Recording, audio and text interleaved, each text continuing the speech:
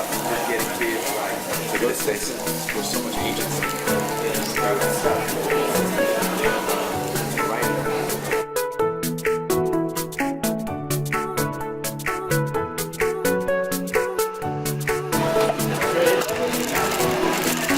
Ready? Let's go.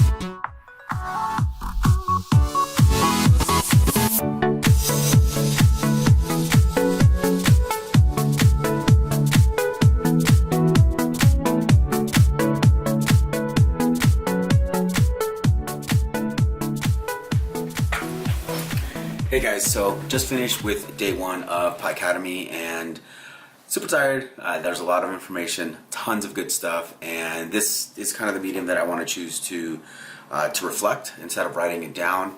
Not the best with memory here, so I'm thinking this is a good way to put down my thoughts and kind of see what I learned, and I'll share some of the video that I got from the actual event. And first I'm going to start off with the cohort, the group of teachers and educators that are in this cohort are amazing. It's really evident in just the simple activity that we did with 15-minute time limit, and they made us create something.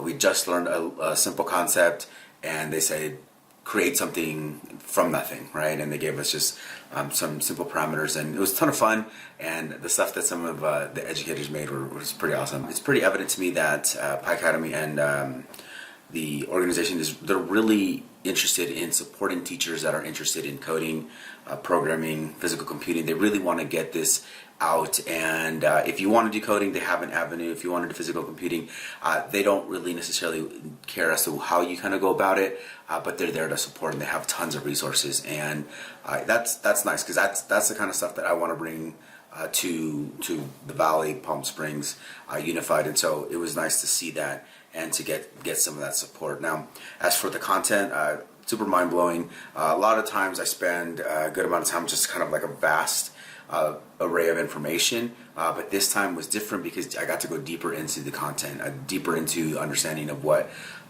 Raspberry Pi is all about, and some of the possibilities, which is they're endless really, and you're limited essentially by your creativity. And for our students, I think that's valuable. You know, getting them in front of something that is super engaging, but also challenges them in a way that maybe we're not doing all the time.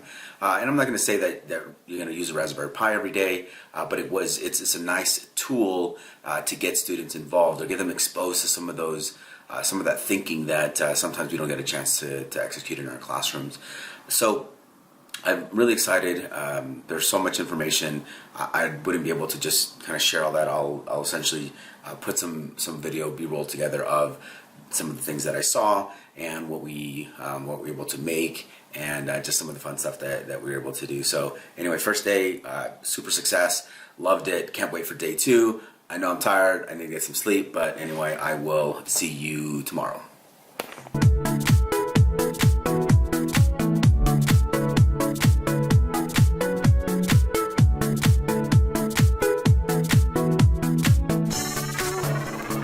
Alright guys, so here we are, day two of Picademy, and can't wait to get started after a wonderful day of day one and all the learns, all the feels. We're here to go to day two, so join me.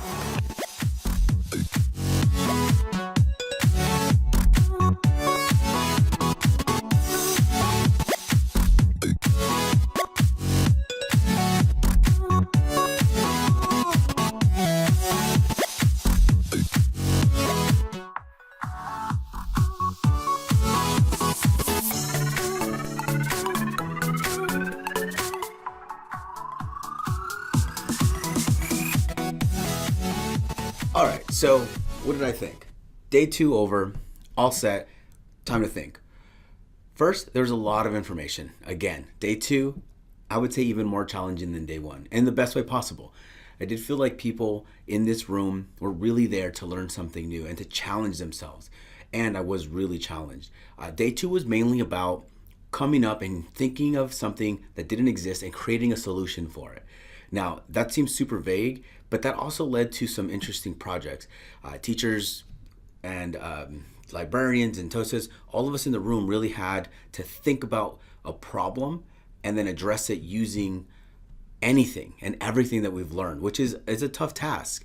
We had 3 hours, and our main goal was to create something. And so the ideas flowed, right? There was a ton of different people thinking of a ton of different things, and everyone had their own perspective.